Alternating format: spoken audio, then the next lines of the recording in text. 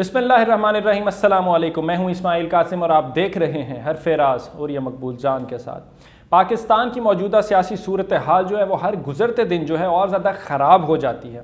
Lahore high court نے governor Punjab بلیغ الرحمان صاحب نے جو ڈی نوٹیفائی کیا تھا پرویز الہی کو، اس فیصلے کو واپس تو کیا، اس کے خلاف جو درخواست تھی اسے منظور تو کیا، لیکن اور یہ سب ساتھ ہی ساتھ انہوں نے ایک تحریری انڈرٹیکنگ لی کہ میں اسمبلی نہیں توڑوں گا۔ پرویز الہی صاحب نے دی، کیا کہیں گے؟ دیکھیں، پہلے بات یہ ہے کہ درخواست انہوں نے سننے کے لیے لی اور فیصلہ اس پہ کیا ہی نہیں ہے۔ اصل مسئلہ یہ ہے کہ آج سے تقریباً 45 سال پہلے ضیاء الحق نے جب مارشل لا لگایا تھا تو اس نے کہا تھا کہ میں آئین کو سسپینڈ نہیں کرتا ہوں،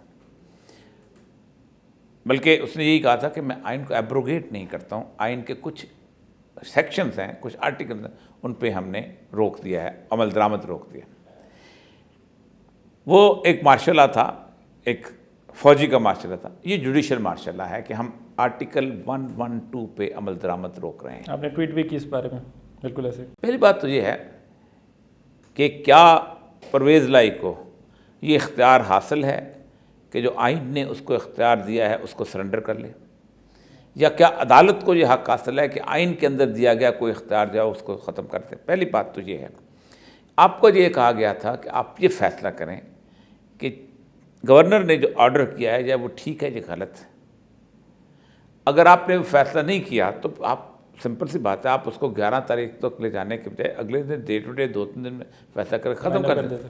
مطلب ذرا یہ ہے کہ آپ نے لٹکانا تھا اور آپ کو کسی نے کہا ہوا تھا کہ اس کو لٹکانا ہے۔ کس نے کہا ہوا تھا یہ مجھے نہیں لگتا کس نے کہا تھا، آپ کے اپنے ہو سکتا ہے ذاتی نفس نے کہا ہو کہ آپ نے لٹکانا ہے، اور وہ نفس کا نام بہت زبردست قسم کا بھی لیا جاتا ہے، کوئی بھی نفس ہو سکتا ہے۔ لیکن مسئلہ یہ ہے کہ پاکستان کے ساتھ کھیل رہے ہیں، پاکستان کی پوری سیاست کے ساتھ کھیل رہے ہیں، پاکستان کی پوری 22 کروڑ عوام کی پوری نفسیات کے ساتھ کھیل رہے ہیں۔ یعنی آپ اندازہ کریں کہ ایک منظور بٹو والا زمانہ جو ہے دوبارہ یاد آ گیا کہ منظور بٹو کے زمانے میں سپریم کورٹ نے ایک فیصلہ کیا تھا کہ گورنر نے منظور بٹو کو کہا ہے کہ آپ آرڈر لیں اور ریزنیبل ٹائم نہیں دیا۔ اب لوگ کہتے ہیں کہ جی وہ تو اس وقت وزیر اعلیٰ نہیں تھا، یہ تو وزیر اعلیٰ تھے۔ یہ بحث وزیر اعلیٰ کی نہیں ہے، یہ بحث تو اراکین کی تھی کہ کیا اتنے عرصے میں اراکین جمع ہو سکتے ہیں کہ نہیں۔ بحث یہ تھی کہ اس نے گورنر نے بہت کم ٹائم دے کے ان کو بتایا۔ اس کا مطلب یہ ہے کہ اگر یہ ہتھیار جو ہے آرٹیکل اس کے تحت جو اس کے گورنر کا جو اس کے 137 جو ہے 10937 کا جو اختیار ہے، اس کے تحت یہ ہے کہ گورنر جو کہہ سکتا ہے کہ آپ ووٹ آف کانفیڈنس دیں۔ ایک آدمی کی اگر کسی بندے کی ایک آدمی کی اگر اکثریت ہے، ایک ممبر کی اکثریت ہے، وہ بیمار پڑ جاتا ہے، آپ کہتے ہیں گھنٹے بعد وہ لے لو، ووٹ لے لو۔ ایک آدمی کا ایکسیڈنٹ ہوتا ہے، آپ کہتے ہیں ووٹ لے لو۔ ریزنیبل ٹائم اس لیے کہا گیا کہ وہ ریزنیبل ٹائم جو کہ نو کانفیڈنس میں تھا وہ لیا جائے۔ ایک یہ تو میں اس بحث میں لمبے میں پڑھنا نہیں چاہتا کیونکہ یہ لیگل بحث، اب دیکھیں کیونکہ اسی لیگل بحث میں ہم قوم کو جیسے کہتا ہے وہ بیوقوف بنا رہے ہیں۔ ابھی نون لیگ نے کہا کہ اس میں کچھ حکم ہے تو ہم سپریم کورٹ میں جائیں گے۔ پہلی بات ہے یہ انٹرم آرڈر ہے اور اس نے جان بوجھ کے ایک بدماشی کی صورتحال جو ہے وہ چل رہی ہے اس ملک کے اندر، اور جان بوجھ کے ایک تصور یہ بنایا گیا ہے کہ چاہے وہ 11 تاریخ تک انٹرم رکھو تاکہ ان دیر تک اسمبلی نہیں ٹوٹے گی، اور پھر ہم کہیں گے بحث کریں گے اور یہ کریں گے وہ کریں، اور ساتھ کہا کہ آپ ووٹ کانفیڈنس دے سکتے ہیں۔ انٹرم آرڈر کے اوپر آپ سپریم کورٹ میں اپیل میں کیسے جائیں گے؟ وہ تو فائنل آرڈر پہ جاتے ہیں۔ ابھی تو انٹرم آرڈر ہوا ہی نہیں، ایک تو انٹرم ریلیف بھی نہیں دی گئی، ٹھیک؟ تو یہ ہے اصل مسئلہ جو کہ، لیکن مسئلہ سر یہ کہ ایسا کیوں ہو رہا ہے؟ ایسا بنیادی طور پہ اس لیے ہو رہا ہے کہ کچھ قوتیں چاہتی ہیں کہ ایک تو عمران خان کے ہاتھ سے پنجاب نکل جائے تاکہ ہم وہ رقص شروع کر دیں، وہ رقص ابلیس شروع کر دیں کہ جو ہم نے 25 مئی کو کیا تھا، وہ رقص ابلیس شروع کر دیں کہ جو ہم باقی جگہوں پہ کر سکتے ہیں، جیسے اعظم سواتی کو جہاں نہیں کر سکتے تھے تو انہوں نے کہاں کیا؟ بلوچستان میں کیا اور سندھ میں کیا، ٹھیک؟ ظاہر بات ہے پنجاب میں جو گورنمنٹ نہیں کر سکتے، اس کا مطلب یہ کہ آپ you playing with the things. تو دوسرا یہ ہے کہ یہاں اسمبلی میں نہ ٹوٹے، ہماری مرضی کا وزیر اعلیٰ چلتا رہے۔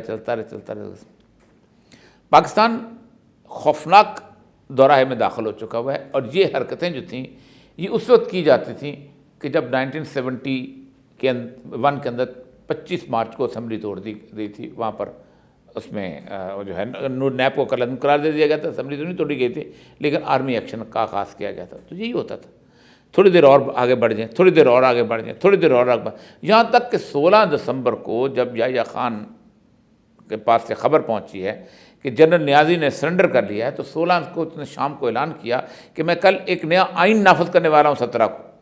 اس کے اوپر تو پاکستان آرمی کے بریگیڈیئر ایف بی علی سے لے کے تو جنرل گولسن تک سارے اکٹھے ہو گئے. اس نے کہا تم آپ کر کیا رہے ہو؟ یہی کیفیت ہے کہ ہمارا اقتدار، ہماری طاقت، ہماری قوت جو ہے وہ جاری رہے.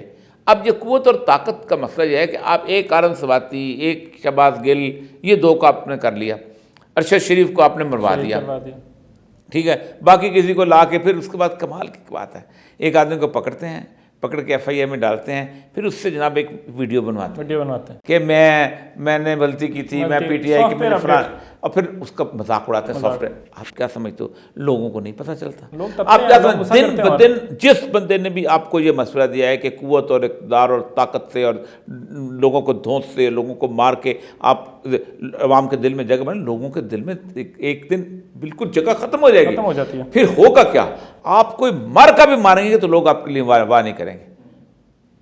ایسے ہی آپ مجھے دیکھیں، یہ بنو کا جو انسیڈنٹ ہوا بہت کامیابی کے ساتھ ہوا ہے. مجھے بتائیں کیا پبلک پذیرائی رائے ملی آپ کو؟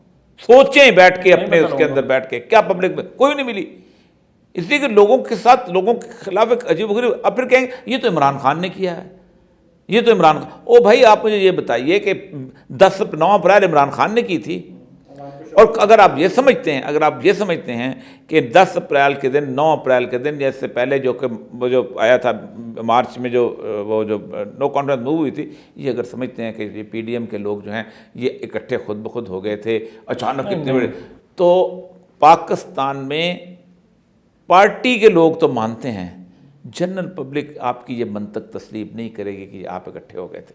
پھر میں آج بیوروکریسی سے بات کر رہا تھا، چیف سیکرٹری سے جس طرح آرڈر کروایا گیا ہے، یہ تو ایسا ہے کہ پاکستان کی بیوروکریسی کے اندر اوپر سے لے کے نیچے تک کوئی شخص یقین نہیں کرے گا. پٹواری یقین نہیں کرے گا، تحصیلدار یقین نہیں کرے گا. ایک مرکز کا گورنر جس کی کوئی حیثیت نہیں ہوتی، اس کا آرڈر جو ہے چیف سیکرٹری نہیں مانتا ہوتا، مان ہی نہیں سکتا، کیونکہ چیف سیکرٹری نے ہر نوٹیفکیشن کے لیے وزیر اعلیٰ سے اجازت لینی ہوتی. پھر جسٹیفکیشن نان جسٹیفکیشن وہ کھڑا ہو سکتا ہے، چیف سیکرٹری وزیر اعلیٰ کو اسمبلی بھیج. ایک تو یہ تو آپ ہر مقام پہ مذاق اپنا اڑا رہے ہیں، پبلک میں مذاق اڑوا رہے ہیں، باقی جگہوں پہ اڑوا رہے ہیں. دیکھیں عمران خان کی بات آہستہ سلو ہو گئی تھی، پبلک میں تھوڑا سا لوگ ایسا کہتے کہ یار بہت سٹیل ہو گیا، یہ ہو گیا، بالکل ایسے وہ لوگ ٹھیک. پھر ایک اور چیز ہوئی، لوگ یہ سمجھتے کہ شاید وہاں رجیم چینج جو ہوئی ہے، نئے آرمی چیف کے آنے کے بعد شاید حالات بدل گئے ہیں، لیکن آپ نے کل کے واقعے کے بعد پرسوں آپ نے پھر دوبارہ زندہ کر دیا. یعنی ایسا لگ رہا ہے کہ دوبارہ 10 اپریل واپس آ گیا ہے، اور پبلک کے اندر وہ نفرت، وہ غصہ، وہ سب کچھ واپس آ گیا. اب آپ خود سوچیں کیا ہوگا. اب آپ آگے خود سوچیں کیا ہوگا. آگے کچھ حالات کچھ ٹھیک نہیں لگ رہے اور بڑھتے جا رہے ہیں. جا کے کل بھی میں نے کہا تھا، سوچے میں آج بھی دوبارہ کہہ رہا ہوں کہ وہ کون تھا سے وہ کون ہے کا سفر آ گیا. اندازہ لگائیں، مطلب ہم نے نہیں کیا. میں ایک اور آپ کو بتا دوں، مسئلہ سر یہ ہے کہ اس سارے سینیریو کے اندر ایک نہ ایک دن اسمبلیاں ٹوٹیں گی.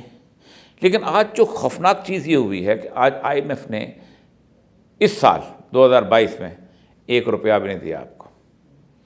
آپ مجھے بتائیے آئی ایم ایف نے کیوں نہیں دیا؟ ایک بدھو قسم کے آدمی کو سمجھ آ گئی ہے کہ آئی ایم ایف سمجھتی ہے کہ ایک پاپولر گورنمنٹ یہاں پر آ جائے تب ہم اس کے ساتھ ڈیل کریں. ٹھیک، اب آپ کو تو وہ لفٹ نہیں کروا رہے. آئی ایم ایف پیسہ نہیں دے گی آپ کو، چین نہیں دے گا. آئی ایم ایف پیسہ نہیں دے گی آپ کو، سعودی عرب نہیں دے گا. آپ انہیں اللہ تلروں میں لگے ہوئے ہیں. آپ اسی طرح اپنے اتھارٹی اسٹیبلش کرنے میں لگے ہوئے ہیں. کل کو آپ کے ٹینکوں میں پٹرول نہیں ہوگا، پھر آپ کیا کریں گے؟ خدا نہ خواستہ کوئی جنگ ہو جائے، اس انڈیا کو چھوڑیں، آپ کے ٹی ٹی پی کے ساتھ لڑنے کے لیے آپ کے لیے مسئلہ بن جائے گا. ہمارے گھروں تک تو آ گئے ہیں، آگے اسلام آباد تو آ گئے ہیں. میں آپ مجھے بتائیے، جب آپ پٹرول برآمد نہیں کر سکیں، آپ کیسے موومنٹ کریں گے؟ آپ کہاں اسلحہ سے لے کے آئیں گے؟ آپ کو پیسے نہیں ہوں گے، ڈالرز نہیں ہوں گے، کیا کریں گے؟ لیکن نہیں، کسی کو سمجھ نہیں آ رہی. بس ٹھیک ہے، مطلب یہ ایسی سچویشن ہوتی ہے کہ آپ سوچ کے نا آپ کا ایک تو خون کھولتا ہے، پھر آپ پریشان ہو جاتے ہو، پھر آپ کا خون کھولتا ہے، پھر پریشان ہو جاتے ہو. مطلب یہ سمجھ نہیں آ رہی آپ نے کون سی طاقت دکھانی ہے اور کس کو طاقت دکھانی ہے. بیکاز جس طاقت کے بلبوتے پہ آپ نے 75 سال عوام کو بیوقوف بنایا. 75 سال عوام کی آنکھوں کے اندر آپ نے دھول جھونکی, وہ دھول صاف ہو چکی ہے, ہٹ چکی ہے, مٹ چکی ہے. صاف آسمان ہے, کلیئر بلو اسکائز ہیں, اور عوام کو نظر آ رہا ہے کہ آپ لوگوں نے عوام کے ساتھ کیا ہے. تو please for once try and understand کہ آپ پاور کے ساتھ عوام کے دل میں جگہ نہیں بنا سکتے. 22-25 کروڑ کی آبادی ہے, روکیں گے کیسے؟ بس روکیں گے کیسے؟ That's about it. Ismail Qasim کو اجازت دیجیے, اپنا بہت سارا خیال رکھیے. اللہ حافظ.